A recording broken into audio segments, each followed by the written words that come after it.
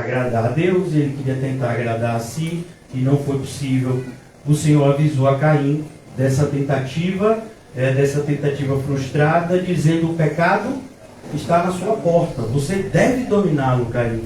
Caim não quis. Então, sempre nós vemos essa recorrência na história da humanidade.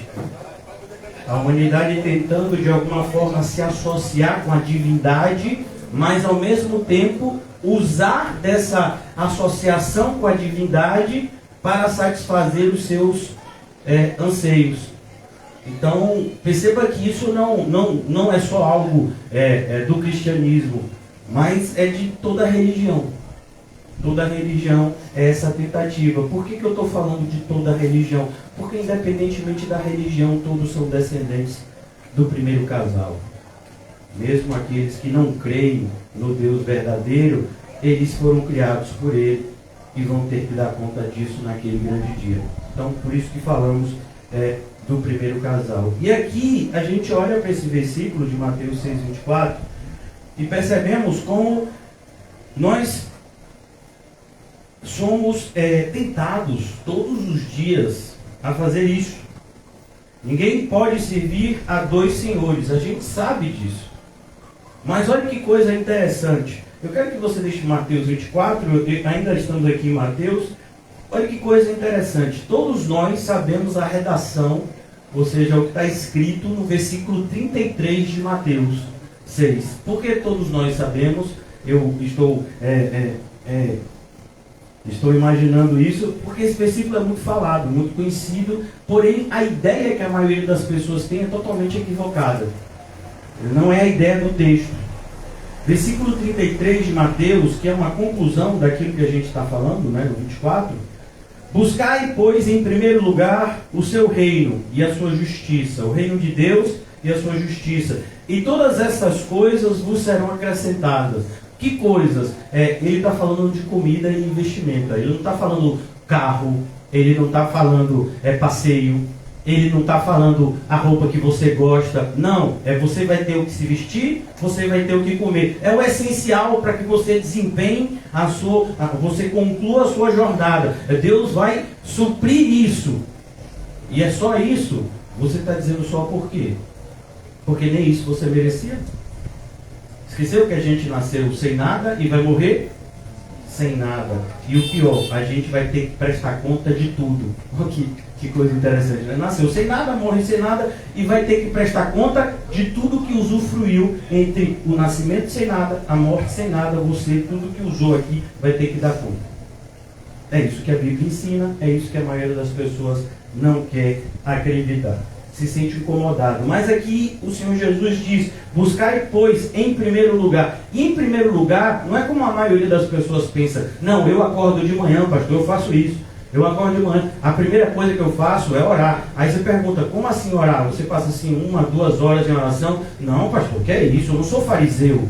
Pô, e é fariseu que passa muito tempo orando? Eu não sabia, né? Fariseu nem ora, porque ele fala de si para si mesmo. Oração é você e Deus. Então, teoricamente, você deveria querer falar mais com Deus do que o fariseu. Porque você está falando com Deus de verdade, enquanto o fariseu está falando com ele mesmo. Então, você está orando de manhã. Aí você faz aquela oração, sabe aquela oração espiritual? O Senhor abençoe meu dia, amém? Né? Normalmente a gente meio que bate o recorde, né? Gira em torno entre 7 a 10 segundos de oração. Senhor abençoe meu dia, amém. Pronto, foi. Em primeiro lugar eu busquei a Deus, você não viu? Eu passei 7 segundos, eu passei 10 segundos, eu pedi a Deus para abençoar o meu dia. E agora? Agora é comigo, agora só é os meus interesses. Aí no final do dia, se você não chegar muito cansado e capotar, você faz aquela oração tão profunda quanto a primeira, né, de manhã, e diz: Senhor, obrigado pelo dia, amém. Né? Então a gente passou o dia orando. Senhor, abençoa o meu dia, amém. Senhor, obrigado pelo dia, amém. Olha como a gente é crente. Pois é, aqui não está escrito isso não. Não tem nada a ver com isso. Buscar, pois, em primeiro lugar, significa que isso seja a coisa mais importante da sua vida o tempo todo enquanto você estiver vivo. É isso que significa. Buscar, pois, em primeiro lugar. Isso é o mais importante da sua vida. De manhã, de tarde, de noite, de madrugada. E se você viver 100 anos, 100 anos. Se viver 80 anos. Buscar o Ele em primeiro lugar é isso. É Ele em primeiro lugar. Não tem outro lugar. Ou é primeiro ou nenhum. Não tem primeiro, segundo, terceiro. Não tem pódio aqui. A ideia aqui é ter e não ter. Como diria Shakespeare, eis a questão. Então é mais ou menos isso aqui. Buscai, pois, em primeiro lugar o seu reino e a sua justiça. Isso é o que importa. Mas Deus, e as outras coisas? Eu preciso também, eu sou ser humano. Eu tenho que comer, eu tenho que me vestir. Fique tranquilo. Eu vou providenciar para você. Ainda que seja por meio de um trabalho que Ele mesmo te concedeu. Tem problema você trabalhar. Tem problema você estudar. Desde que tudo isso seja feito, direcionado por Deus e para a glória dEle. Então, é isso. Mas a maioria das pessoas, vocês sabem que não interpretam assim. Orar de manhã e no resto do dia buscar os seus próprios interesses. Como se, como cristãos, nós pudéssemos ainda ter os nossos próprios interesses. Ou você acha que é sentido figurado, nós já morremos com Cristo? Não é figurado não, é verdade. Acabou, não tem mais. Agora, quando você quer alguma coisa, se a vida não é sua, você tem que pedir a Deus. Vamos imaginar mais ou menos o seguinte. Vamos imaginar que o irmão Mateus comprou um carro, né? O irmão Mateus comprou um carro. E pode comprar um carro? O crente pode comprar um carro? Será que não desviou comprando um carro? Não, ele comprou o carro, foi bênção de Deus. E ele está lá com o carro, tá certo? Mas aí o irmão Quinho pediu o carro emprestado, porque ia precisar para o final de semana para fazer alguma coisa. O irmão Mateus então emprestou o carro para o irmão Quinho no final de semana, no primeiro momento, né? E o carro agora é do irmão Quinho? Não, continua sendo do irmão Mateus. Mas vamos imaginar que o irmão Mateus é crente, a gente não tem dúvida disso, né? Tem uma pessoa que a gente sabe que é crente, é ele. Então o irmão Mateus, ele diz, olha, eu tive direcionamento de Deus, Quinho, fique tranquilo, eu não estou lhe dando nenhum cavalo de Troia. Não, o carro está pago, o IPVA está pago, o motor tá tudo bem feito. Mas eu tive um direcionamento de Deus, de que o carro é seu agora. Estou passando para você o carro agora, porque Deus me direcionou, eu não vou precisar, o carro é para você, você precisa mais do que eu, Deus me deu essa direção. Então ele passa o carro para Quinho, e o carro agora é de Quinho. E Quinho está há 6 meses com o carro, até que chega um dia que o irmão Mateus diz, olha, eu quero o carro. Mas como você quer o carro? O carro é de Quinho. Você pode até pedir emprestado, você pode até dizer, ó Quinho, pode ser, você lembra primeiro? Você me empresta no final de semana? Eu vou precisar levar Gabriel e Isaías para fazer algumas coisas. Você me empresta? Aí o irmão Quinho pode dizer, eu empresto. Ou então, Mateus, esse final de semana não sei se vai dar, porque... Mas que absurdo! Não, por que absurdo? Se o carro é dele agora. Então, sabe, esse exemplo a gente entende mais quando é coisa nossa, né? Apesar da gente não ter nada. Mas a gente entende mais. Então, a sua vida você passou para Deus. Mas agora você quer de volta. E você quer isso o tempo todo, né? Parece que você está brincando com Deus. Então, a vida ficou um pouquinho difícil, você não consegue resolver os problemas, se não está nas suas mãos. Aliviou, você agora já está tranquilo, quer umas 2 ou 3 coisas que você tem ali como meta, que supostamente vai te dar alegria. Deus, dá de volta aí, daqui a pouco eu entrego de novo. E aí a gente não sabe porque está escrito, Deus não se deixa escarnecer. E tem gente fazendo esse tipo de brincadeira com Deus, irmãos. Infelizmente a maioria. Ou você entrega ou você não entrega. Jesus diz, quem quiser ser meu discípulo. Você não quer? Tem problema. No último dia você se resolve. Mas não quer, não quer. Agora, o que Deus de fato se ira muito mais é com o fingimento, com a hipocrisia. Eu dei a minha vida a Deus. Mentira, deu nada. Só vive atrás dos interesses próprios, não pensa em ninguém além do próprio umbigo. Está lá em Filipenses. Então aqui o Senhor Jesus já advertia sobre o que Paulo vai falar em Filipenses capítulo 3. Quem são os inimigos da cruz de Cristo? Percebeu? Eles não são inimigos de Cristo. Se você perguntasse a essas pessoas o que vocês sentem por Cristo, eles diriam, eu amo a Cristo. Eles são inimigos da cruz de Cristo. É o que está escrito em Filipenses capítulo 3. O Deus deles é o ventre. Então ninguém pode servir a dois senhores. E aqui Jesus nos explica, né, de maneira pedagógica. Por quê? Porque há de aborrecer-se de um e amar ao outro. Percebeu que às vezes tem gente na igreja que acha que a pior coisa que aconteceu com ela foi virar crente? Eu já conversei com pessoas assim. Bem que Deus podia ter me salvado uma semana antes de eu morrer. Eu perguntei por quê? E a pessoa, né, na lata. Porque eu podia aproveitar mais. Agora eu já sei que eu sou crente, não posso isso, não posso isso, não posso isso. Não... Mas queria isso. Não posso. E agora, se eu tirar férias para querer voltar depois, eu não sei quando é que eu vou morrer, Deus não avisa com antecedência. Se ele avisasse, aí eu, né? Você vai morrer com 80 anos e 4 dias. Então tá, então até 79 anos e 4 dias eu aproveito o que eu puder. E eu deixo um ano assim no final, os últimos 365 dias da minha vida, só para Deus, porque eu sou muito crente. Você percebe que eu sou tão crente que eu podia assim, já que eu sei que vou morrer com 84 dias, eu podia ser incrédulo até 83 dias, né? E no dia que eu sei que eu vou morrer, eu acordo e digo, Senhor, eu sempre quis te buscar, mas sabe como é, então hoje eu te entrego a minha vida. E aí na mentalidade dessa pessoa, Deus o recolheria e o levaria para o céu. Você acha mesmo? Você acha? Vocês já pensaram por que os demônios não podem se arrepender? Arrependimento, irmãos, pressupõe fé. E fé é aquilo que a gente não vê. Os demônios não podem se arrepender porque eles já viram. Eles já viram a Deus, eles já viram o céu. E mesmo assim, não aceitaram. Eles se rebelaram contra a organização original de Deus. E estão agora eternamente amaldiçoados. Sem fé é impossível agradar a Deus. Pois é, e tem demônio que mesmo com essa fé que leva eles para o inferno, está num padrão de superioridade à fé falsa de alguns evangélicos, que acham que tem fé sem obras. A fé sem obras é morta, ela não salva. Ela não salva demônios, vai salvar você? Então quando a gente presta atenção no que está escrito aqui, ou você vai se aborrecer de um e amar o outro, ou se devotará. Perceba os verbos que são usados aqui: amor e ódio. O tradutor coloca aborrecer, mas a ideia aqui é de oposição: amor e ódio. Devotar e desprezar. São dois verbos aqui que ele quer nos ensinar.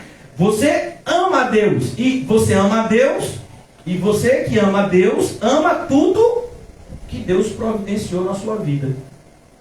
Então, é pão duro, puro, sem nada, com água. Glória a Deus. Pastor.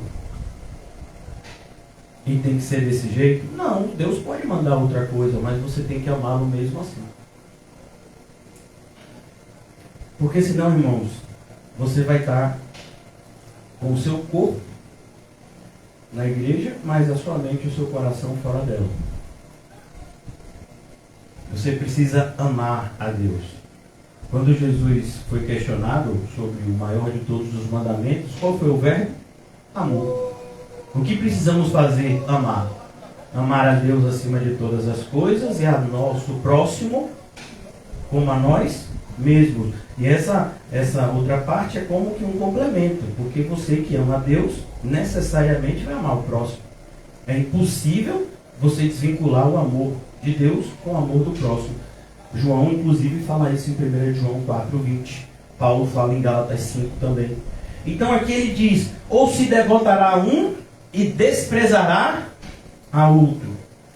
Não podeis servir a Deus e as riquezas. E a gente pensa aqui que essa palavra aqui, não sei se está certa, pastor. Podia ser assim: não podeis servir a Deus e ao diabo. Talvez a gente entendesse mais, né? Porque a ideia é que os dois estão em oposição. Não, irmãos, os dois não estão em oposição, porque o diabo não pode se opor a Deus e sabe muito bem disso. Na presença de Deus, os demônios creem e tremem. Na verdade, a oposição aqui é no coração do homem. E Satanás é apenas um dos inimigos. São três: a nossa carne, o mundo e Satanás. Não só Satanás. Por isso ele não está aqui. Mas essas três coisas. E essas três coisas, elas são potencializadas justamente pelo amor ao dinheiro. Então a nossa carne quer o que o dinheiro pode proporcionar. O mundo vai nos influenciar para querer mais ainda o que o dinheiro pode proporcionar. E Satanás vai dizer que é isso mesmo. É o dinheiro que proporciona a felicidade. E debaixo desse entendimento, irmãos, hoje, em especial, eu queria tratar com vocês a respeito de como a riqueza rivaliza com Deus. Porque muitas vezes a gente lê esse versículo e essa ideia de riquezas fica na subjetividade. Fica no assim, o amor, Deus e as riquezas. Pois é, como é que eu vou saber, pastor, assim, né, de maneira mais pedagógica, né, de maneira mais prática? E eu trouxe para vocês aqui uma espécie de termômetro. Por quê? Porque nós sabemos que o diabo, o mundo e a nossa própria carne, eles não vão partir para uma oposição aberta contra Deus. Por quê? Porque no fundo todo mundo sabe que Deus existe e que no final vai ter que prestar conta. Então aquele que parte para uma oposição aberta contra Deus é uma pequena parcela. A grande maioria é enganada ou se auto-engana. Mas sempre a referência, como vocês perceberam, é o engano. Então, o engano, ele pressupõe que existe algo que é verdadeiro. Se não existe verdade, não existiria engano. Pastor, por que você está complicando essas coisas? Porque eu quero que você abra em Gálatas capítulo 5. E nós vamos meditar hoje no versículo 22. Mas esse versículo 22 é a verdade. Pois é a verdade, é o fruto do Espírito. E eu vou apresentar a vocês como a riqueza frauda os elementos do fruto do Espírito. Então, para cada elemento, são 9, para cada elemento do fruto do Espírito, tem algo que o mundo, a sua carne e Satanás trabalham junto para tentar te enganar. No sentido de que você achará essas coisas que só tem no fruto do Espírito no mundo, longe de Deus. E principalmente por meio do dinheiro. O dinheiro, a riqueza material, ela vai produzir em você uma falsa sensação de que você é abençoado. E como abençoado, você teria o fruto do Espírito de maneira crescente na sua vida. Então, vejamos, o apóstolo Paulo, ele apresenta as obras da carne e o fruto do Espírito. E ele diz, olha, o fruto do Espírito é amor, alegria, paz, longanimidade, benignidade, bondade, fidelidade, mansidão, domínio próprio. Contra essas coisas, não há lei. Perceba que o apóstolo Paulo inicia essa seção da carta aos Gálatas mostrando o relacionamento entre a lei e o Evangelho. Versículo 24. E os que são de Cristo, são de Cristo. Verbo, a ideia aqui é pertencer a Cristo. Crucificaram a carne. O seu eu, ele não manda em nada. Quem manda agora é o Espírito Santo, que vive na sua vida. Crucificaram a carne. Como? Com as suas paixões. Mas não só paixões, tem outra palavrinha aí, concupiscências. Então tem essas duas coisas. E aí o apóstolo Paulo conclui essa sessão dizendo, se vivemos no Espírito, se é uma condicionante. Nós dizemos que vivemos no Espírito. Se andamos pelo Espírito. Se não andamos pelo Espírito, então a gente não pode dizer que vive no Espírito.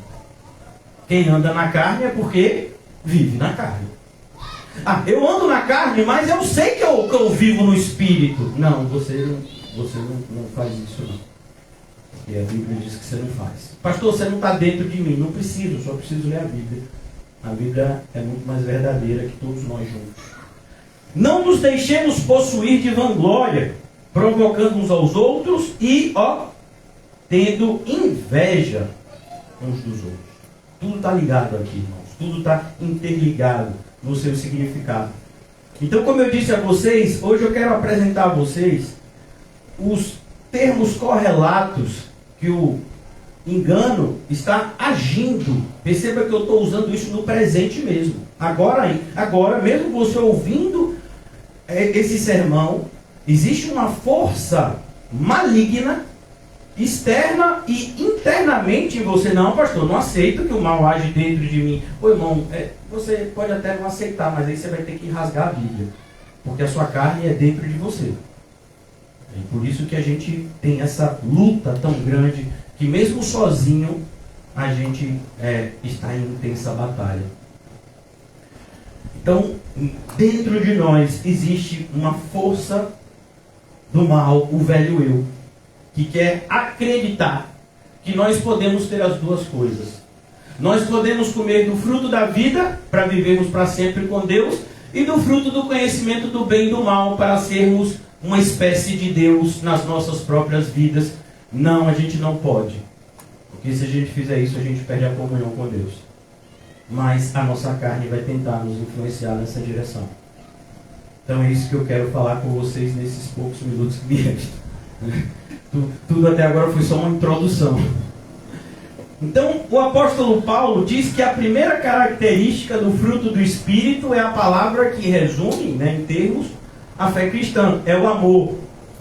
Mas essa palavra para você e para mim, ela tem um significado, para você que já estudou bastante o Evangelho, ela tem um significado, é o amor de Cristo, é o amor santo. Mas para os primeiros ouvintes, principalmente aqueles que receberam a carta aos Gálatas, ela foi escrita em grego.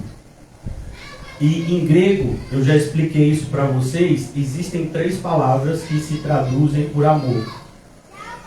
A palavra eros, a palavra filéu e a palavra ágape, que é o mais raro de todos.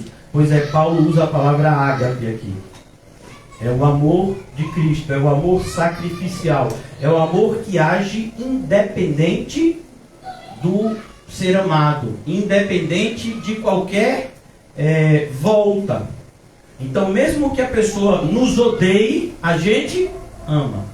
É por isso que no Sermão do Monte Jesus diz: amai os que vos odeiam. Você pode fazer isso? Pode, se você tem o fruto do Espírito. Primeira característica, a primeira evidência que você é um cristão é que você ama. Ama inclusive os que te odeiam. Porque se nós amamos só os que nos amam, não há diferença entre nós e os ímpios. Se nós tivermos somente o amor filéu, aí a gente é igual ao ímpio. O ímpio diz ter esse amor também. É o amor que se sente alegre em estar com a pessoa que se ama. Pastor, mas a gente não sente isso também? Sente também, mas sente de forma ágape, não de forma filéu. Então, aqui, a primeira evidência é o amor. E todos vocês têm que concordar que quando você tem dinheiro, as pessoas te amam. Mas a gente sabe que esse amor não é de verdade. Mas por incrível que pareça, a maioria das pessoas não se importa com a veracidade do amor, desde que se finja bem. Então, imagine que você se torna um bilionário de hoje para amanhã. E aí isso é noticiado em todas as mídias, televisão, Facebook, Instagram, todas as mídias noticiam. Fulano de tal recebeu uma quantidade absurda de dinheiro e se torna um dos homens mais ricos do Brasil, ou mulher, né? Para não dizer que eu sou masculino tóxico, pode acontecer com a irmã também, né? E se torna um homem ou uma mulher mais rica do Brasil. Você vê que eu tenho que ter cuidado com tudo que eu falo, né? Porque então pode ser homem ou mulher, dependendo de gênero. Amanhã, quantos telefonemas você acha que vai receber? Você acha que você não vai receber telefonema nenhum? Sabe aqueles parentes distantes que nem consideravam mais você como parente? Sabe aquele pessoal que olhava para você no trabalho e queria te matar e te tratava como lixo? Você acha que vai ter o mesmo tratamento? Sabe os vizinhos que antes colocavam o cachorro para fazer cocô na sua porta e colocava som alto para te incomodar? Você acha que vai te dar o mesmo tratamento? Principalmente quando no outro dia você for acordado com uma jornalista ou jornalista, né? Pode ser qualquer gênero, mais uma vez. Você for acordado com uma pessoa que quer entrevistar o mais novo bilionário ou bilionária do país. E aí você acha que a vizinhança toda, sabendo que você agora né? Não vai dizer, você sabe, né? Eu e você, a gente sempre teve, ó. Você sabe que eu não sou muito de dizer, mas eu sempre te considerei, né?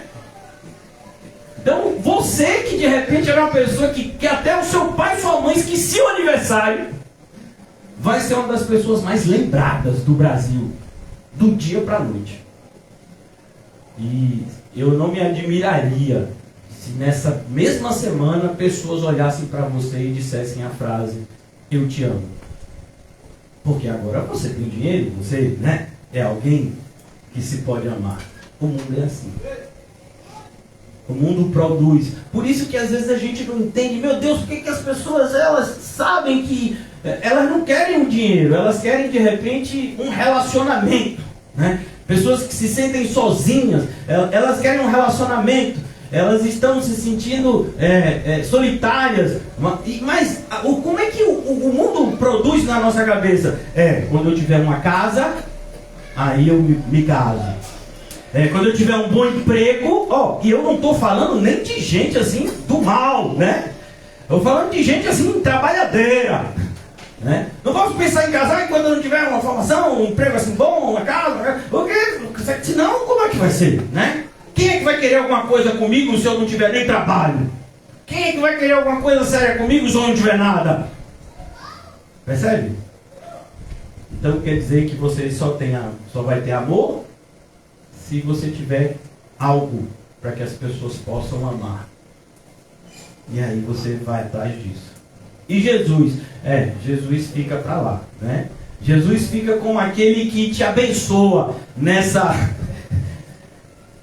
jornada de buscar a riqueza.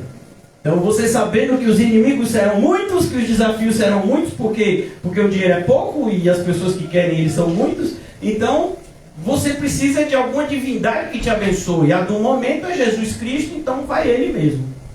Mas você fala assim, parece uma coisa assim tão nojenta. Não, é porque é nojento mesmo. E a gente faz isso. Só que na nossa mente não é tão nojento assim, só é nojento porque o pastor falou. Aí quando se verbaliza, aí fica nojento. Quando estava só na nossa mente, não era nojento. Mas é nojento na nossa mente também. Você achar que você pode ter o amor verdadeiro sem Cristo. E às vezes você, mesmo sabendo que não terá o amor verdadeiro, como diria uma canção dessas aí bem mundana, qualquer forma de amor para você está valendo. Então eu sei que ninguém vai me amar pelo que eu sou, então eu vou fazer de tudo para ficar bem rico, para pelo menos alguém mentir para mim que me ama, aí já tá bom. É o que tem para hoje. Percebeu? Começou pelo amor, e daí a ladeira abaixo. Então o inimigo está aí, e você não está repelindo isso não, você aceita. Você não luta contra. Você aceita os termos. É assim mesmo. Então, como eu disse, vou trabalhar, vou estudar, vou ser alguém. Aí, algum dia, alguém outro alguém vai me amar. Por quê? Porque aí eu me torno alguém. Mas é triste porque em Cristo nós já somos alguém. Cristo nos deu.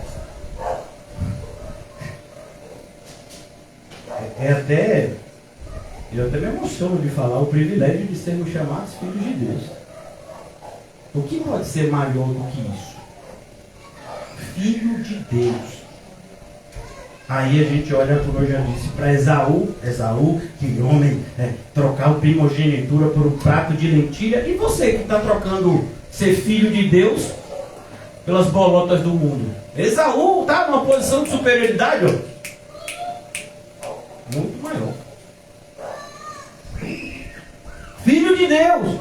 Não, pastor, mas filho de Deus carrega a cruz, renuncia tudo, toma a cruz. Ah, filho de... Ô, irmão, filho de Deus.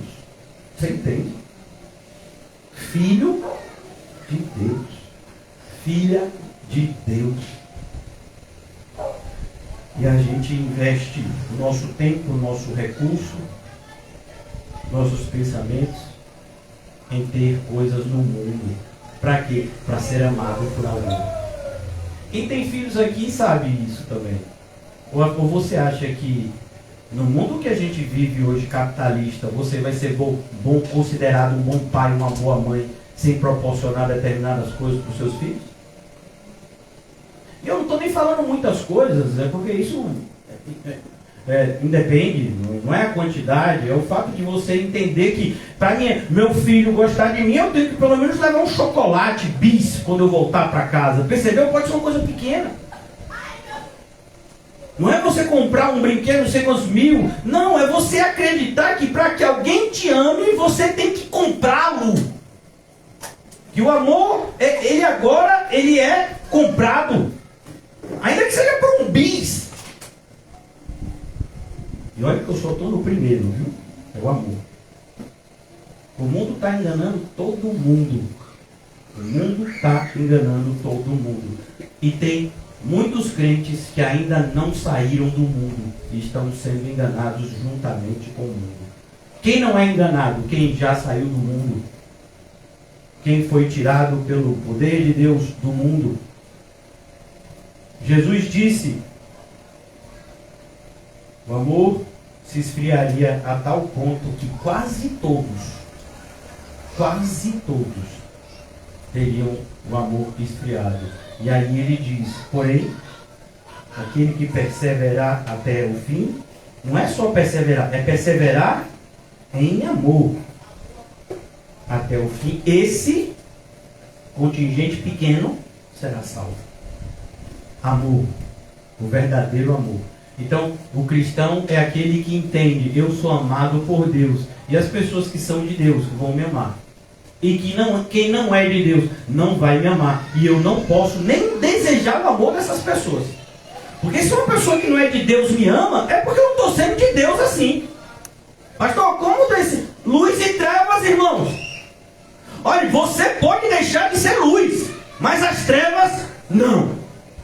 Os filhos das trevas são muito mais prudentes na sua geração do que os filhos da luz. O ímpio, pode ter certeza que o ímpio no dia de hoje já fez o seu dever de casa. O ímpio já cometeu todo tipo de impiedade e agora deve estar pensando em cometer outras. E o crente eu não sei o que é que ele está pensando. Eu sei o que ele deveria estar pensando. O santo deveria se santificar ainda mais, mas eu não sei. Porque a gente sofre tantas tentações e às vezes até sucumbe a elas. O amor, ele não pode ser comprado. Mas o amor falso pode. E tem gente que já aceitou, como eu disse, essa premissa. Já aceitou esses termos. Crentes já aceitaram, muitos. São crentes? Não, são falsos crentes, mas você chamaria-os de crente. Tem pessoas nos nossos dias que acham que pode comprar um pastor. Pode não. Pelo menos não esse. De repente outro você pode, né? Então cuidado. Eu tenho que partir para o outro por causa do horário. Provavelmente não vou terminar hoje. A não ser que os irmãos me peçam para ficar até meia-noite. Qual é o segundo? O segundo, alegria. Irmãos, se o amor é algo que a gente sabe que muitos estão buscando, a grande maioria, esse daqui a gente não tem dúvida. O que move uma pessoa sentar numa mesa de bar sexta-feira, ou até em pé no ponto de ônibus? Não sei se vocês já viram o ponto de ônibus sexta-feira. É cheio de isopor, de cerveja, e vira uma espécie de barzinho o ponto de ônibus. Você veio pra cá e passou por algum, você sabe o que é isso. É o happy hour. É a hora feliz, a hora que acabou o trabalho. E vai começar a bagaceira. Vai começar a alegria. Sabe aquela expressão bem diabólica que muitos crentes repetem? Sextou. Eu não vejo ninguém dizendo assim, santificou. Agora é só santidade, varão.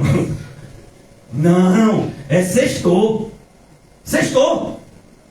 Final de semana é nós. Mas como assim é nós? Domingo de manhã tem igreja. E quem disse que eu venho? Já organizei tudo na minha mente. Vim na sexta para não ter que vir no domingo. Aleluia! Por quê? Porque a alegria está nas coisas do mundo, não está em Deus. A alegria está no shopping, a alegria está no restaurante, a alegria está na conversa sem sentido. Como é que pode, irmãos? Pessoas dizerem, eu me sinto mais assim, feliz conversando com os meus amigos ou amigas ímpias do que com os irmãos da igreja. Como pode isso? Eu não sei. Como pode? Tem alguma coisa errada nessa frase. Mas ainda na pessoa que disse. É porque lá na igreja só tem gente hipócrita. E no mundo? No mundo é todo mundo legal, né? No mundo é todo mundo gente fina. Como é que você agride as pessoas que estão se santificando? Não, pastor, não agredi ninguém. E você acha que a agressão é só física, não tem verbal, não? A igreja só tem gente hipócrita. Você acha mesmo? Eu não concordo com essa frase. Então, alegria. E aí eu tenho que te perguntar, o que te dá alegria? E aí essa é a parte que a gente fica encabulado. Porque se você fizesse uma lista... Olha, irmão, eu não vou pedir para você escrever, fique tranquilo. Eu não vou fazer nenhum... Eu acho que se chama de... Como é? Quando você coloca a pessoa para fazer alguma atividade, né? Não vou chamar vocês para fazer nenhuma atividade assim, não, escrevam no papel 10 coisas que te dão alegria, depois vocês me entregam no final do culto. Mas bota o nome, que é para eu saber com quem eu estou lidando aqui na igreja. Então, não, eu não vou fazer isso com você hoje, fique tranquilo, pode ser até outro dia, né? Hoje não. Mas faça com você mesmo. Se você se ama, né? Eu quero imaginar que você se ama. Então, se você se ama, seja sincero com você. Porque a hora de você resolver o seu problema com Deus é agora. Quando você fechar os olhos, não tem mais como. Então, 10 coisas que te alegram. Tem alguma delas que envolve obra de Deus? Corpo de Cristo? Pastor, eu gosto muito quando eu louvo no chuveiro. Não vale. Eu falei como corpo de Cristo. Alguma delas?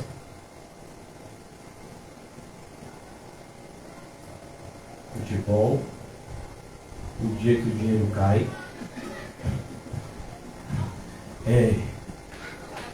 Quando eu ganho presente.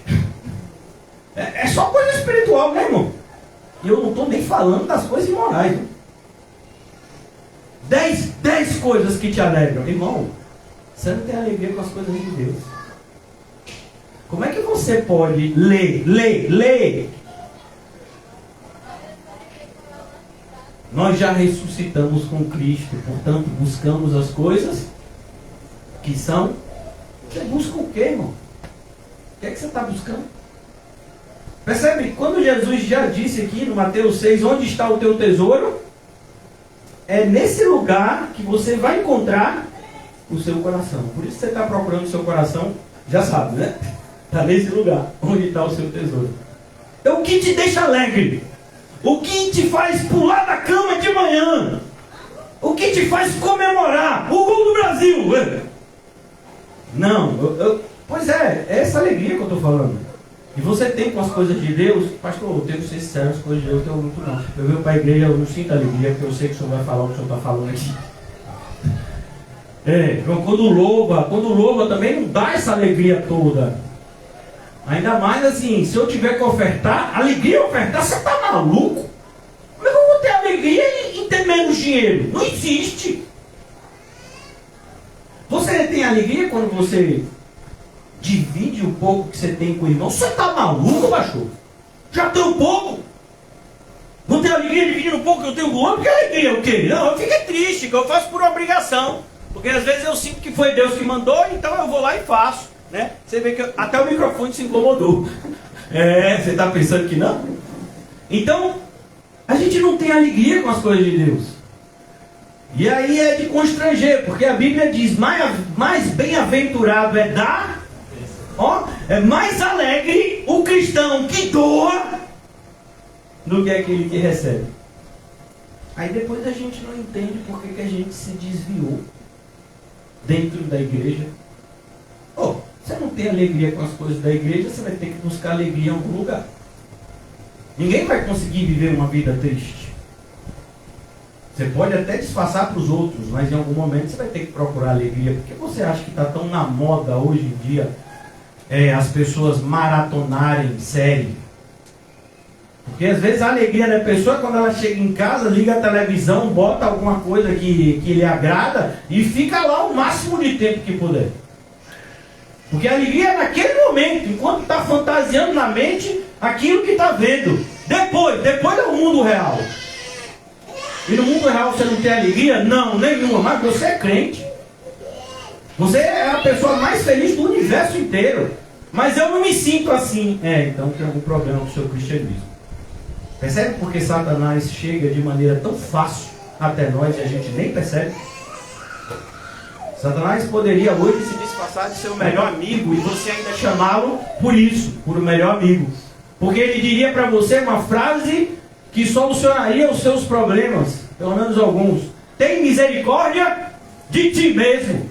Mas eu não vejo problema nenhum nessa frase, deveria ver, porque foi Pedro, endemoniado, que disse para Jesus, e Jesus disse para Pedro, de volta, para trás de mim, Satanás, porque não cogitas das coisas de Deus, e sim das ambições humanas.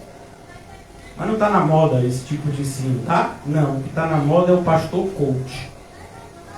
É o pastor que faz você ir atrás da sua alegria carnal e ainda santifica ela.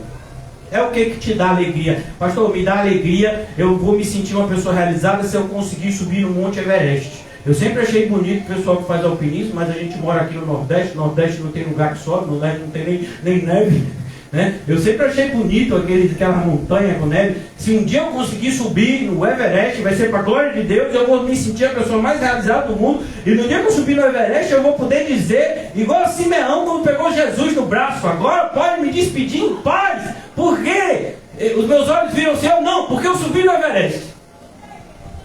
Isso é o crente de hoje. Vai para a internet e agradece a Deus pelo casamento caríssimo que teve e a lua de mel em Veneza ou em Paris, sendo que tem um monte de gente na igreja sem básico. Mas quem se importa? Porque não tem esse melhor é dar do que receber. Não, melhor é eu satisfazer as minhas vontades. É a minha alegria que importa. E a dos outros estou nem aí. Percebe por que você nunca vai ter alegria?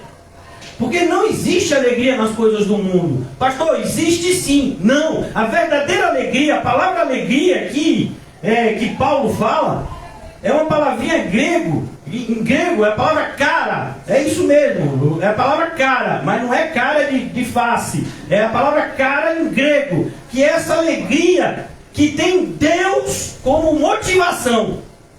Então Deus é o fundamento e o motivo da sua alegria. É a palavra em grego, cara. Paulo usa ela para dizer que a alegria é o fruto do Espírito. Então não é alegria em nada que não provenha de Deus e que não termine em Deus. Assim, é a alegria que começa Continua e termina em Deus. É Deus do começo ao fim. É nele, só nele que a gente encontra alegria. Pastor, tem gente assim? Tem, claro que tem. O Senhor sempre vai reservar 7.000 que não se dobram a Baal. Esse número não é um número, né? Que fala em si, mas é um número representativo que Deus sempre vai ter o seu povo e que tem felicidade nele. Tem a sua alegria nele. Pode chegar em casa numa circunstância extremamente dolorosa, triste, onde outras pessoas pensariam em suicidar-se, e ele vai alegrar-se no Senhor. Pastor, o senhor tocou nesse assunto, o suicida vai para o céu se for crente? Claro que não. Porque nenhum crente se suicida. Como você acha que aquele que matou a si mesmo vai ser salvo? Os assassinos não entrarão no reino de Deus. Imagine aquele que matou a si mesmo. Aquele que avocou para si a prerrogativa de dar um cabo na sua vida. Não, se é Deus que determina o início e o fim. Porque você acha que você pode fazer? Porque minha vida está muito ruim, pastor, não consigo suportar. Você não consegue? Então você está dizendo que Deus é mentiroso? Que veio prova sobre você que você não pôde suportar? Nenhuma prova vem sobre nós que não possamos suportar. E junto com a prova, Deus envia também os meios de suportá-la e vencê-la. Então cuidado, irmãos. Se você não tiver alegria em Cristo, você vai adorar o outro, as riquezas. Voltamos agora para Mateus 6,24. Você não pode servir a dois senhores. Voltamos, eu estou dizendo, na mente.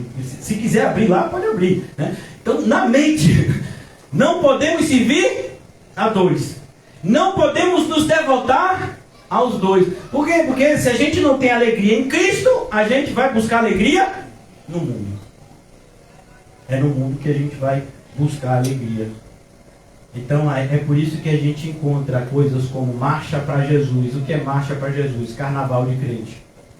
E aí Marcha para Jesus não está mais adiantando, o crente não está mais se satisfazendo com Marcha para Jesus, porque é só um dia por ano e mesmo assim nem direito é. Então agora a gente quer também bloco de carnaval evangélico. Tem? Você não sabia? Por quê? Porque não tem alegria com as coisas de Deus. Então é São João sem João. Vamos botar aquele negocinho na igreja, né? Banderola. Tem a quadrilha gospel. Tem tudo gospel agora. Tem boate gospel. Tem tudo gospel. Por quê? Porque a gente só consegue alegria desse jeito. Então, já que a gente não tem alegria nas coisas de Deus, a gente pega as coisas do mundo, bota um formato, né, religioso, e aí agora pronto, resolvemos os nossos problemas. Uma das maiores abominações dos nossos dias é algo que quase ninguém vê problema: culto de jovens. Culto de jovens. Não existe culto de jovens. O que o jovem deve fazer? Deve estar perto dos mais velhos para aprender como deve andar. Como assim jovem para jovem? Não tem isso. Não, mas é porque é uma linguagem assim mais, sabe? Para eles. Como assim? Como o jovem vai se tornar um homem e uma mulher de Deus se eles não crescerem? Mas a gente não liga. A gente não liga para os termos da Bíblia. A gente quer, na verdade, alegria. Não importa a fonte. Percebeu? Não poder servir a Deus e as riquezas. Então a gente frauda uma alegria que a gente possa pagar. E eu tenho que partir daqui. Podia falar muito mais. Essa palavra cara, ela vai estar lá em Salmo 30, 11, Romanos 14, 17, Filipenses 1, 4 e 25, né? É a alegria que não provém de absolutamente nada que é terreno. Pelo contrário, ela é exclusiva de Deus. Por isso que tem gente que nunca vai usufruir dela.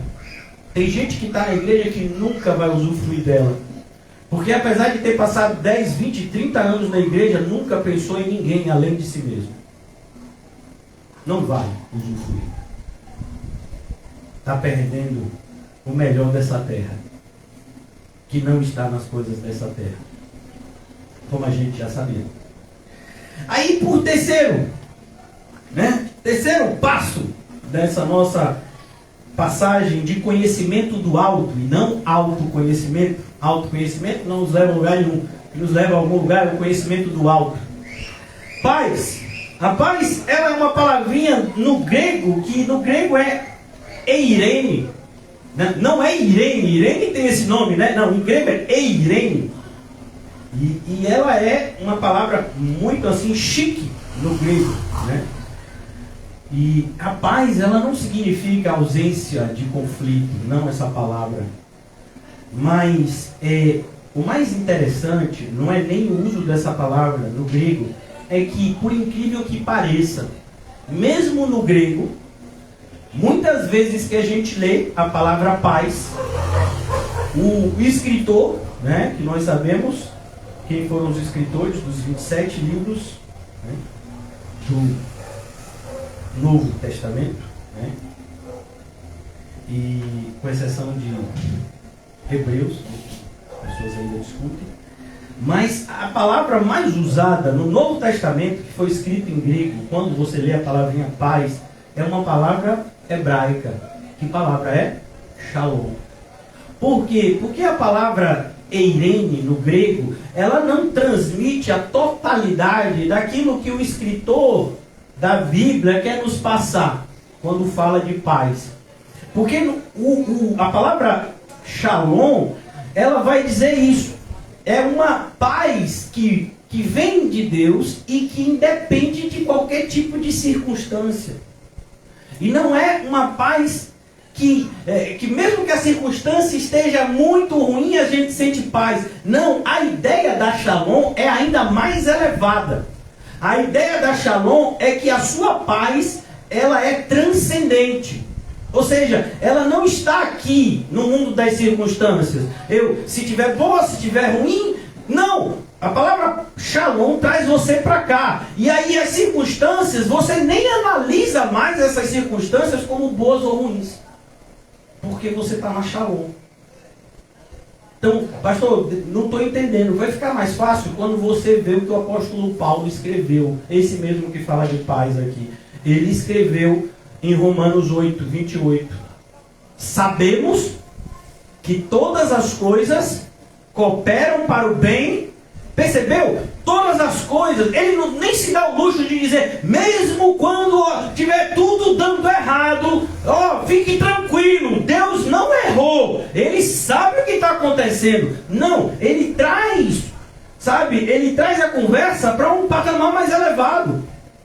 Ô crente, o que você ainda está olhando para a vida como o ímpio olha? Porque é o ímpio que olha desse jeito. O ímpio, ele vai olhar o saldo. Se o saldo tiver com bastante dinheiro, o ímpio fica feliz. Se o saldo estiver com pouco dinheiro ou no negativo, o ímpio fica infeliz. Não tem mais isso para o crente. O crente não vai mais cair nessa cilada de ficar olhando o mundo e perguntando se as coisas estão indo para o bem, para o mal. Não, as circunstâncias, elas estão todas debaixo do controle de Deus. E você está aqui, do lado dele. Por isso você vive, não é que você tem paz, você vive na shalom. Você vive na paz de Deus, que excede o entendimento. Então, não tem mais isso de, e amanhã como vai ser? Não, tranquilo. Mas e se der tudo errado amanhã? Tá tranquilo do mesmo jeito. Você já pensou se a gente tivesse essa paz? Zero ansiedade. Zero. Acabou. Psicólogos não precisam mais. Ansiolítico, pra quê? Não está preocupado? Não. Mas e se der tudo certo? Também estou tranquilo. Porque tem isso também. Você já viu que a gente fica ansioso até quando pensa que vai dar tudo certo? Já pensou? Senão, por que um noivo e uma noiva estariam preocupados com a cerimônia que já foi toda pensada?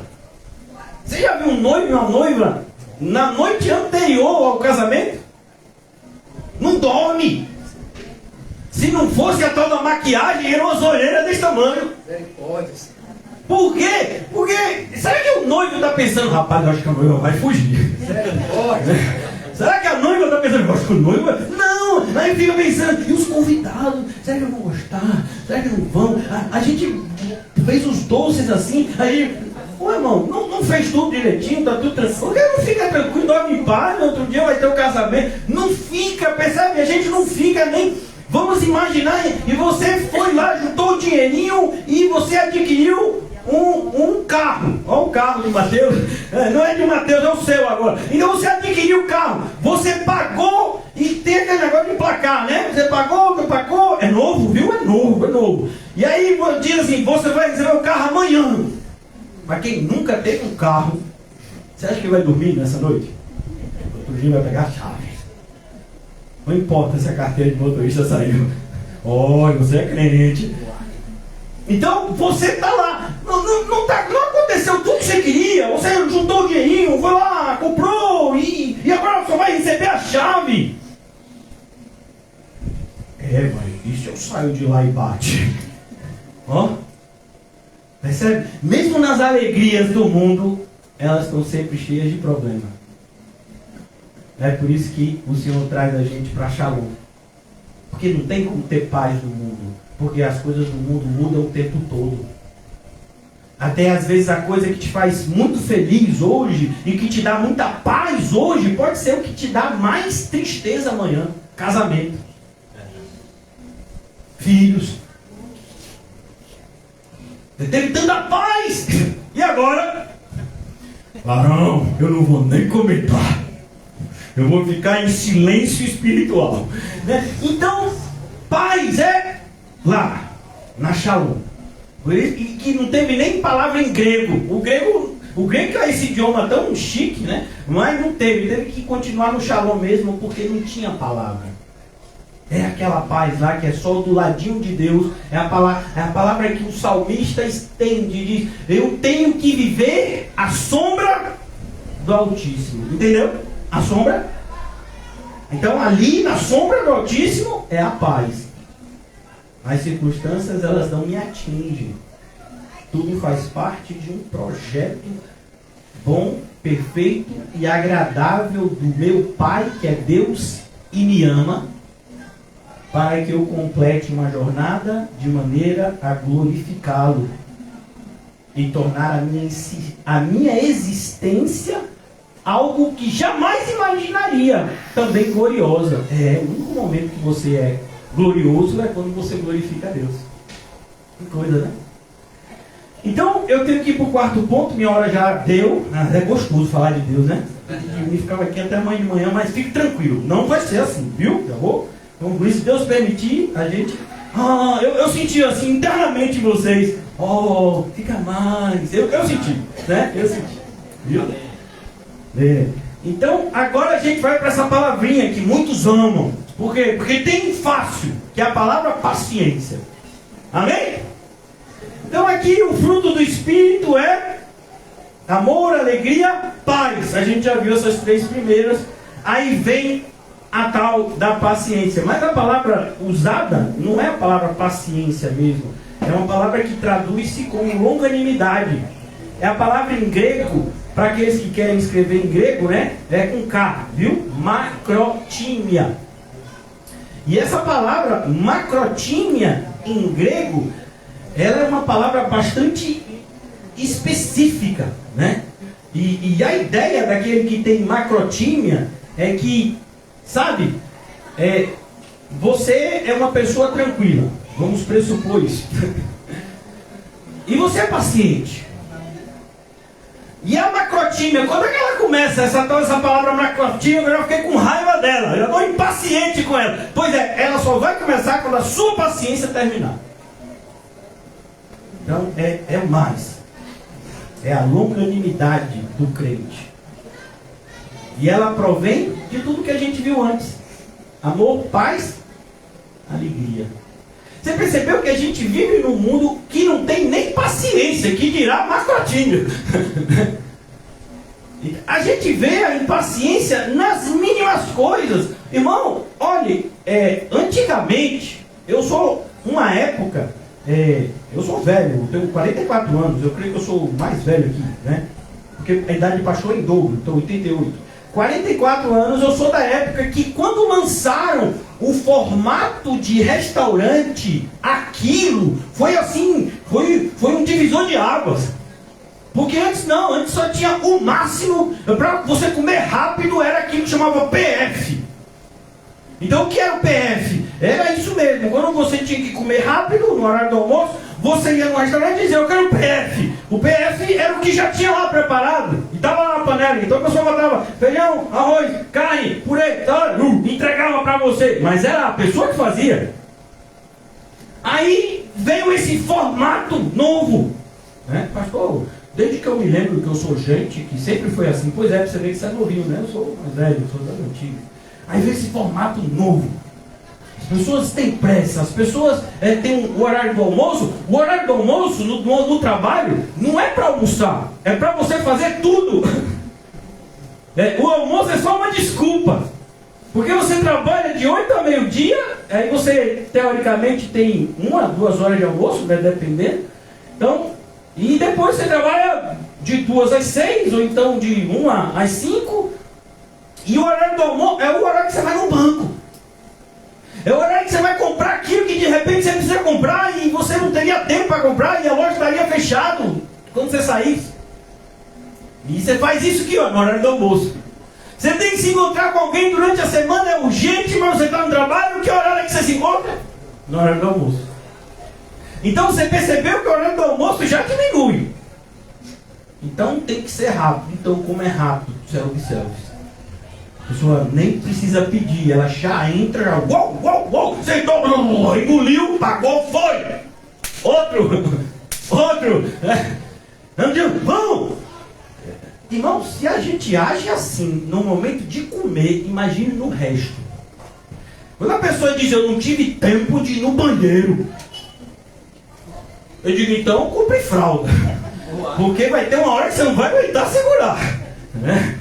O corpo tem uma hora que ele diz, não dá mais, bexiga já encheu, viu? Não tem tempo de ir no banheiro. Esse é o mundo de hoje. A paciência não existe. A ponto de que se você for paciente, praticamente você vai ser alçado ao patamar de santo. Se você tiver um trabalho e você for paciente, vão dizer, fulana é um santo. Por quê? Porque é paciente. O salário cai dia 5. E no dia 4, você continua normal, como os outros dias. Você é muito paciente. Eu já estou aqui agoniado, já olhei 4 vezes para ver se entrou, se não entrou. Mas não é no dia 5. Não, mas vai que botou antes. E aí se botou antes, eu já gasto antes. E aí eu tenho coisa para pagar. Aí a pessoa que não olha, a pessoa que age no dia 4, tranquilo, e que no dia 5 também, tranquilo, no dia 5 não é o dia que entra, eu vou fazer as coisas normais. Fulano, você é tão paciente. Não, ali é o normal. Não é dia 5? É dia 5. E por que você está no dia 4 parecendo um maluco? Eu penso, não vai entrar. Não vai dar 3 pulinhos e vai mudar. Não vai. Então a gente vive. Você já perguntou? Fulano, você vai fazer o quê? Estou na correria. Sabe que hoje foi aquele corre. Então está todo mundo com pressa. Você já percebeu que onde eu quero chegar? Não tem tempo para Deus. Se você não tem tempo para Deus e é Deus que te daria longanimidade, como você acha que você vai ter ela? Como você acha que você vai ter longanimidade? Imagine uma pessoa cheia de compromissos que diga para meu celular descarregou. Por quê? Você não viu que estava com a bateria fraca? Vi, mas eu não tive tempo de botar para carregar. Pois é, e agora você vai ter que botar para carregar e vai perder alguns minutos antes dele voltar a funcionar. E o carro que você não botou o combustível quando deveria? Percebe como a falta de longanimidade ela vai atrapalhar a sua vida? E o que Satanás vai tentar dizer para você? Ele vai tentar dizer para você que a longanimidade verdadeira ela não pode ser atingida, pelo menos não agora. Você já viu aquele pessoal que trabalha? Olha que eu estou partindo do pressuposto que vocês são pessoas, no mínimo, honestas. Pastor, e o honesto é salvo? Não, honestidade é uma virtude humana. Não tem nada a ver com regeneração. Regeneração, a pessoa também é honesta. Né?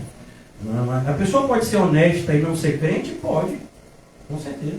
Né? Então, estou partindo do pressuposto que você é uma pessoa honesta. Então você conversa com uma pessoa trabalhadora, com uma pessoa de família, né? Independente do gênero, homem e mulher, mais uma vez, né? Para ficar sempre claro, quando sou machista, né? Eu sou masculino, né? Eu tenho uma masculinidade divina, é a que eu quero acreditar que eu possuo, né? O atributo que Deus deu ao homem para ser homem, fez isso lá no Jardim do Éden. Então, quando você é uma pessoa assim, você muitas vezes faz aquela conta. Eu vou na correria agora, porque vai ter um momento que eu vou desacelerar. Quando? Na aposentadoria. Aí na aposentadoria eu desacelero. Quando eu tiver a idade X, quando eu atingir o patrimônio Y, aí eu não vou precisar mais correr. Aí eu posso desacelerar. Por enquanto, não dá. Percebeu? Então, como é que o diabo vai atacar você aqui nessa virtude cristã? Não tem como ele dizer, seja impaciente. Não, ele vai dizer, não, você vai ser paciente, você vai ser longânimo lá na frente. Porque agora não dá. Agora, se você parar, o bicho pega. Então tem que correr. E aí a gente fica sem tempo para cuidar da alma. Por quê? Porque a gente já entendeu que cuidar da alma está junto aqui com o pacote paciência e fica lá para frente, quando a gente tiver tempo.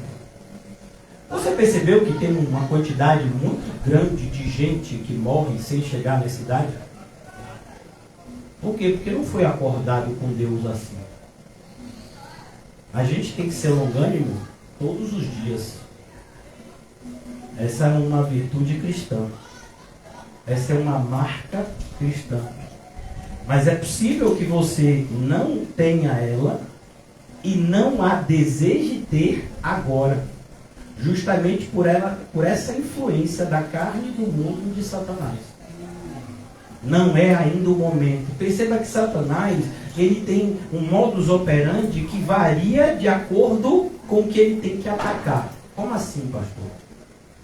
Tem coisas que ele não vai te dizer que elas não existem, como o juízo. Mas ele vai tentar te convencer que você ainda tem tempo para se acertar com Deus. Tem coisas que ele vai dizer que não existe, né? Como a necessidade de obedecer a Deus. Vai dizer, não, você não precisa ser tão ao pé da letra, não. Deus falou algumas coisas aqui, mas tem algumas coisas que você pode considerar. Percebe? Que dependendo da situação, ele muda a abordagem. Por quê? Porque o que ele quer é te enganar. Ele não tem compromisso com um engano específico, não. O que ele quer é te tirar do caminho apertado e te colocar numa posição de conforto momentâneo, para que você chegue naquele dia de desespero, que a gente costuma chamar de inferno. Então aqui ele diz, cuidado, por quê? Porque se você não tem longanimidade, você vai fazer escolhas cada vez piores. Deixa eu dar um exemplo para você. Não sei se já aconteceu com vocês, comigo já aconteceu inúmeras vezes. Alguém chega com uma ótima proposta e diz, tem que ser agora. Aí você diz para a pessoa, olha, só você dizer isso já está errado. Mas vamos imaginar que você é um pouco crente, pelo menos um pouco. E você diz, me dê 5 minutos para orar. Percebeu, né? Já está errado, porque essa ideia de 5 minutos é um absurdo. Você não dá 5 minutos para Deus. Então você, a proposta é essa, eu vou orar, se Deus disser para eu aceitar, eu aceito, se Deus disser para eu rejeitar, eu rejeito. Não, mas tem que ser agora. Não, então a resposta já foi dada. Não. Eu não vou me comprometer com algo sem antes falar com Deus. A minha vida não é mais minha, é dele. Eu só posso aceitar o que ele me autorizar.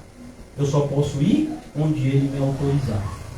Eu só posso sair se ele me autorizar. Então eu tenho que orar. Então, aí o mundo vai tentar te dizer que se você viver debaixo desse entendimento, você vai perder muitas oportunidades.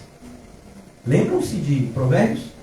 Há caminhos que aos nossos olhos parecem o melhor dos caminhos. O melhor. A ideia lá de Provérbios é, de todos os caminhos do mundo, você encontrou aquele que aos seus olhos é o perfeito. E aí o Senhor diz, é exatamente esse o caminho que vai te matar. E mesmo diante de tantas advertências, tem gente que não ora. E por quê? Porque não tem paciência. Que dirá longanimidade? Longo ânimo. Longo ânimo. Você não desiste facilmente. Você não vai abrir mão dos seus valores cristãos, porque para você eles são caros. Pode não ser para o outro, mas para você é. Você se importa com o que Cristo pensa de você. Você sabe que o que você pensa e faz, Cristo está sempre vendo. Então você não vai abrir mão de princípios que muitos cristãos já abriram. Alguns expressamente, outros em oculto. Mas tem muita gente que já perdeu a paciência com Deus. Percebeu? Não é nem com o mundo, perdeu a paciência com Deus. Não tem paciência. E aí no final, isso vai reverberar no relacionamento com Deus. E o mundo vai dizer, nenhum problema. Tranquilo. Você não precisa ser paciente. Quem tem que ser paciente é Deus. E é interessante que a Bíblia diz que o atributo paciência é vista no homem. Lembram-se de Jó? O que a Bíblia diz? Da paciência de Jó. E como é que a gente pode encontrar paciência na vida de Jó? Pois é, na vida dele mesmo. Viu tudo que ele passou? Viu como ele reagiu? E antes mesmo de ter a sua vida mudada, ele disse, Senhor, me perdoa só pensar que o Senhor tinha a obrigação de me dar alguma resposta. Eu falei do que não sabia, me arrependo, e pó e cinza, coloco minha mão na boca. Deus sabe o que faz e nenhum dos seus planos, mas jamais serão frustrados. Percebam que Jó disse isso ainda leproso. Jó disse isso solitário, abandonado por todos. Na companhia de Jó tinha Deus. Eu me recuso a dizer apenas Deus, porque não tem como você colocar a palavra apenas e Deus na mesma frase. Porque Deus é muito mais que tudo. Então Jó tinha Deus. E quando ele percebeu isso, ele então chegou à maravilhosa conclusão que ele não precisava mais de nada, nem da sua saúde, nem da ausência de dor que as úlceras lhe causavam. Então é isso que é paciência. É você achar a graça de Deus em tudo. É você entender que a sua vida não está no Cronos, que é uma referência mitológica, mas a sua vida está no Kairos. É o tempo de Deus. É um tempo que não se conta. E a referência na Bíblia não é quantitativa, é exemplificativa. E diz, porque para Deus um dia e 1000 anos são a mesma coisa. Não é não, 1000 anos no céu é um dia aqui na terra, não é igual a idade de cachorro não, viu? Não, é uma referência para nos mostrar que no céu as coisas são de outra forma. Tem essa preocupação, não tem ninguém com pressa no céu. Porque lá no céu todos são longânimos. Longânimos em essência, em plenitude. Percebeu que eu me esforcei para demonstrar para você que longanimidade e o nosso estilo de vida nunca vão combinar. E eu quero concluir nessa noite. Só até aqui, são 9, né? Eu só falei 4. E mesmo assim, né, poderia me aprofundar mais. Mas eu quero te entender que, eu queria que você entendesse só até aqui, que todos esses elementos, eles se complementam. De maneira que um é a consequência natural do outro. Até a gente chegar no último, que é o domínio próprio, se Deus permitir o domínio. Né? Ele sabe. Mas a ideia é, você tem o amor, mas se você não tiver o amor de Deus, vai vir aquele, o do mundo. E aí o amor do mundo vai trazer a alegria que é do mundo. A alegria do mundo vai te influenciar até ir buscar uma paz que é a do mundo. E essa paz do mundo vai te influenciar a ter um entendimento de longanimidade que não é o de Deus, é o do mundo. Por isso você não pode servir a dois senhores. Por isso o apóstolo Paulo fala de maneira cirúrgica: o amor ao dinheiro é a raiz de todos os males. Hoje, irmãos, ó, tem gente, não sei se você já viu, né, essa frase, já ouviu. Eu me atrevo a dizer que não existe nenhuma pessoa aqui hoje que não ouviu essa frase. Dos pequenos aos maiores, tempo é dinheiro. Essa frase originalmente foi dita em inglês. Time is money. Né? Eu não sei falar inglês, você percebeu, né? Mas é isso, tempo é dinheiro. Essa é uma frase que surge no coração do pensamento do capitalismo. Né? Tempo é dinheiro, você não tem tempo a perder. Por que a gente quer que o culto acabe logo? Oh! Porque aqui a gente não ganha, aqui a gente ainda perde. Se você for uma pessoa que oferta com generosidade, que eu tenho, eu me atrevo a dizer que são bem poucos. Então, se você for, você ainda vai ter uma ideia que você perdeu tempo, você podia estar fazendo outra coisa, que nada, vem pra cá, o pastor ainda... Eu não sei porque eu ainda venho, eu tenho essa esperança que ele vai dizer: eis que te digo, a partir de hoje, todos os seus desejos serão realizados. Eu ainda não tenho essa expectativa, mas toda vez que eu chego aqui é e ele fala, eu não vejo eu dizendo isso, sabe? Eu até assisto os cultos, porque às vezes as pessoas dizem assim: pastor, você falou isso? E eu digo: eu acho que eu não falei isso não, mas vai que eu sou doido e falei, não me lembro. Aí tô eu assistindo de novo, para ver se eu falei o que disseram que eu falei. Aí eu não falei. Aí a pessoa diz: não, você não falou mesmo, mas eu percebi que você queria falar. Eu digo: agora, aí eu já não posso mais dialogar, né? Aí a pessoa já partiu da pressuposição, né? E da intenção do que eu estou falando as coisas, aí já não dá mais para dialogar, né? Se é uma palavra que a pessoa de repente entendeu errado, uma frase que foi tirada do contexto, você até pode explicar, mas a pessoa vai falar assim: não, eu sabia que você tinha intenção de me atingir quando você falou aquilo. Por favor, né, irmãos? A essa altura, não deu para perceber que eu quero, que eu estou fazendo de tudo para com todos, para, se possível, salvar alguns? Não deu ainda para perceber isso? Né? Então, cuidado. Porque o amor à riqueza está agindo mesmo na vida dos que se dizem mais crentes, com essa aparência de piedade, com essa aparência de que na sua vida as coisas estão acontecendo como fruto do Espírito, e na verdade não é nada fruto do Espírito, é joio. E por que a referência do joio? Porque o joio e o trigo, quando estão bem pequenininhos, parecem iguais. E à medida que eles crescem, é que eles vão se tornando diferentes. Então assim também é o fruto do Espírito e o falso fruto do Espírito. Aquele que tenta avocar para si prerrogativas divinas, tentando-as, né, fazê-las com substâncias terrenas. O pastor, o senhor falou complicado. Não, é mais ou menos assim. É quando você pega o que não presta e bota uma roupa bonita por cima, sabe? Então, é você pegar um veneno e você botar o rótulo de Coca-Cola. Você botar o rótulo de um suco que de repente seja agradável para alguém. A pessoa vai atribuir valor àquela garrafa. Que valor? O valor do rótulo. Mas entre o rótulo e o que tem dentro, a diferença é total. A pessoa está achando que vai beber um suco que vai saciar a sede, que vai agradar o paladar, mas na verdade o que tem lá dentro é veneno. A pessoa vai tomar aquele líquido e vai morrer.